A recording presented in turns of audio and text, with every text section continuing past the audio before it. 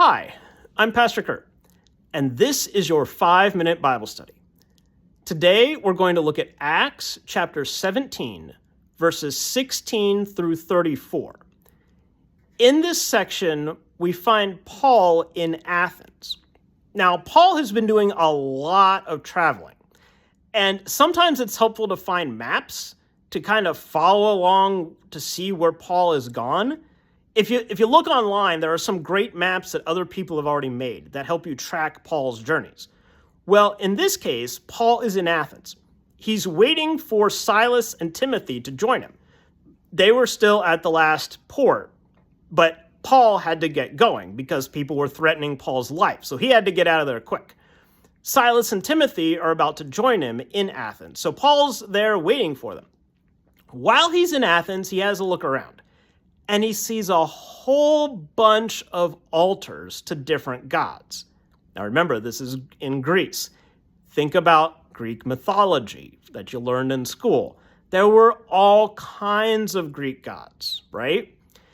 Paul's walking around, he sees all these different altars and all these names to all these different gods, but then he comes across one that catches his eye.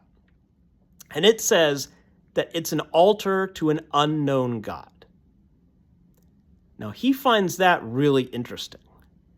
Here is an altar to a god that they don't know. So this isn't one of the gods in the Greek pantheon, okay? This is a god that they're not sure about. Maybe they built this altar here to kind of cover their bases, right? If none of the other gods will help, maybe this unknown god will help them. But Paul picks up on this. And he ends up talking to the people, and he's like, I was walking around, I saw all these different altars, and I saw this one that was an altar to an unknown God.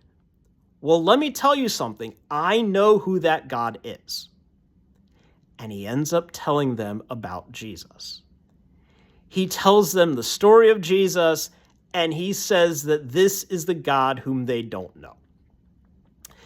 Now, think about our world.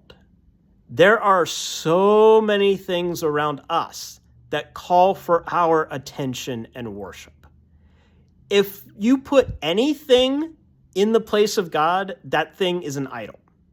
Anything that you turn to for comfort and that you find meaning and purpose in your life, that is your God.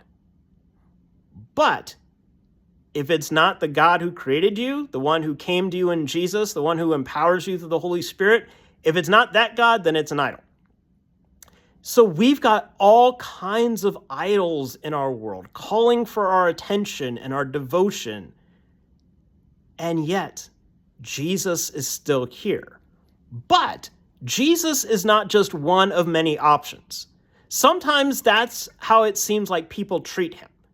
That, if all these other idols that I pray to, if they don't help me, then maybe Jesus will help me. I just kind of cover my bases and I'll pray to him too. Why not?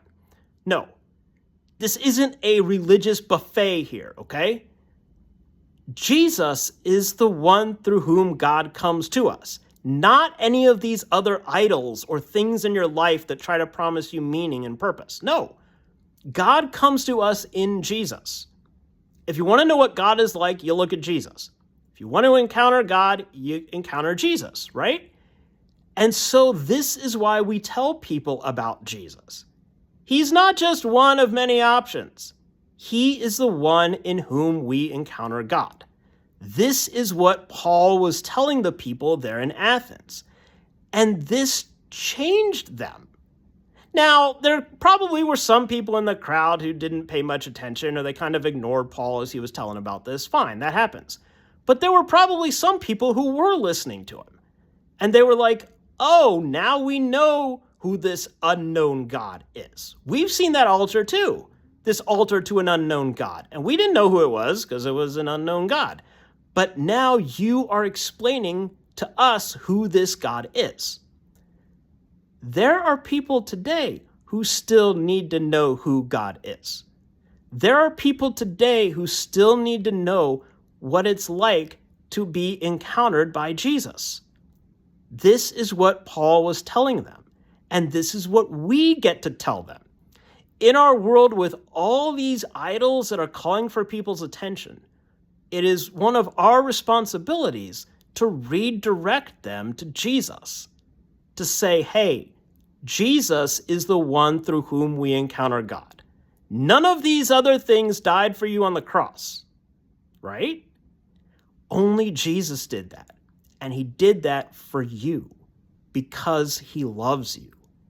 That was the message that Paul shared to the people in Athens, and that's the message that we get to share with people today. There's your 5-minute Bible study.